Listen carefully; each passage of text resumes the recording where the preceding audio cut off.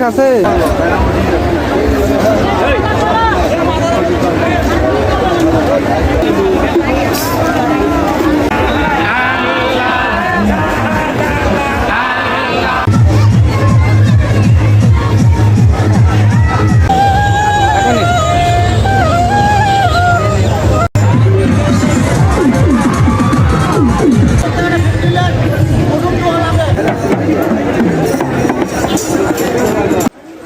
আসসালামু আলাইকুম। আমরা আজকে এসেছি বগুড়ার মহাস্থানগড়ে। আজকে মূলত এখানে বৈশাখী মেলা। প্রতি বছরই বৈশাখ মাসের শেষ বৃহস্পতিবারে এখানে বৈশাখী মেলা অনুষ্ঠিত হয়। মেলাটি এই বগুড়া এলাকা সহ আশেপাশে এলাকায় বেশ জনপ্রিয় মেলা। এই মেলার একটি বিখ্যাত পণ্য হচ্ছে কটকটি। কটকটিটি খেতে যেমন সুস্বাদু, সেই সাথে এই মেলায় প্রতি বছর প্রচুর পরিমাণে কটকটি বিক্রি হয়। এই কটকটির সুনাম রয়েছে সারা দেশ জুড়ে।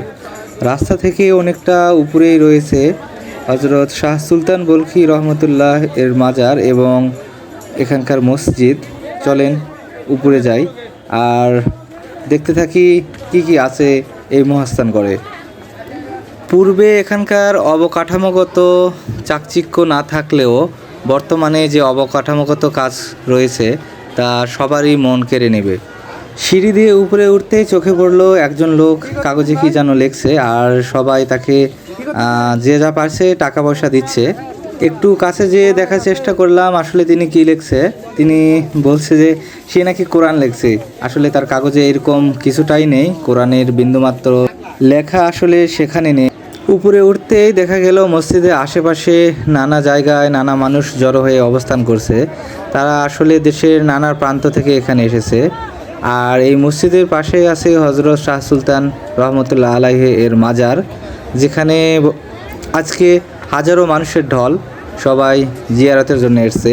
কেউ কেউ অবশ্যই জিয়ারতের নামে নানা ধরনের সেরেকেও মেতে উঠছে। বছরের সব সময় এখানে মানুষের ভিড় থাকলেও প্রতি বছর মেলার সময় একটু বেশি ভিড় থাকে। আর দেখতেই পাচ্ছেন এখানে নারী পুরুষ সহ যারা অবস্থান করছে তারা আসলে বেশিরভাগই বাউল সাধক। আর এই মাজারের সামনেই রয়েছে এখানকার ভান্ডারখানা। মানুষের মান্যতের সিন্নিগুলো এখানে পুঁছে দেওয়া হয় এবং এখান থেকেই পরবর্তীতে সাধারণ মানুষের নিকট খাবারগুলো বিলি করে দেওয়া হয়। মহাস্থানগড়ে আরেকটি বিখ্যাত জিনিস হলো এখানকার ভিক্ষুক।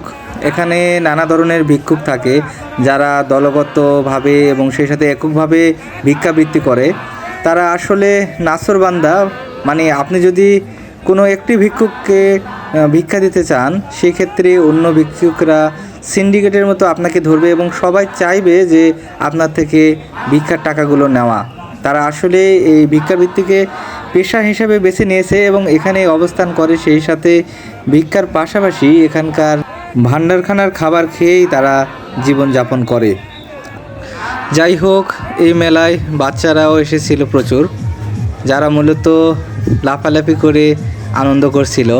আর বাচ্চাদের এই খেলাগুলো সবাই উপভোগ করছিল। সেই সাথে এখানে নাগরদোলা, নৌকা সহ এসেছিল মোটরসাইকেল খেলা, যেখানে প্রচুর পরিমাণ মানুষের সমাগম লক্ষ্য করা যায়। বন্ধুরা, মেলার অনেক কিছুই আসলে এখনও আপনাদের দেখানোর বাকি, যেগুলো মহাস্থানগড় মেলার ভিডিওর পার্ট 2-এ আপনাদের দেখানো হবে। সেই পর্যন্ত সবাই ভালো থাকবেন, সুস্থ থাকবেন, সুন্দর থাকবেন। আল্লাহ হাফেজ।